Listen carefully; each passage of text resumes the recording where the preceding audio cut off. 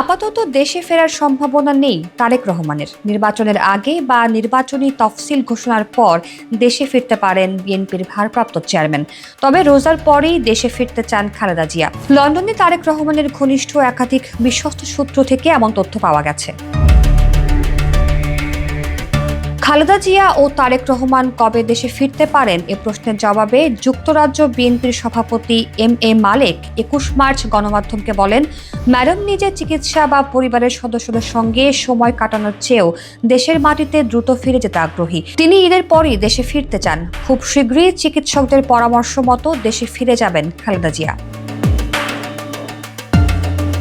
তারেক রহমানের দেশে ফেরার বিষয়ে তিনি বলেন, নির্বাচনী প্রক্রিয়া শুরু হওয়ার আগেই দেশে ফিরবেন তারেক রহমান। ঢাকায় বাসাসহ সব প্রস্তুতি চলছে।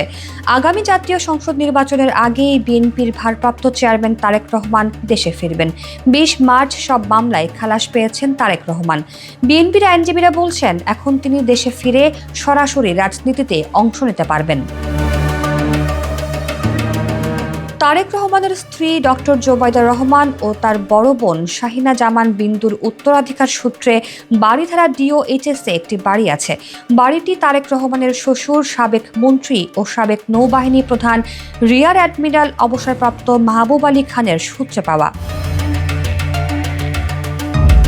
বাড়িটি দীর্ঘদিন ধরে অব্যবহৃত অবস্থায় পড়েছিল। তারেক রহমান সস্ত্রীক ঢাকায় ফিরে এই বাড়িতেই উঠতে চান।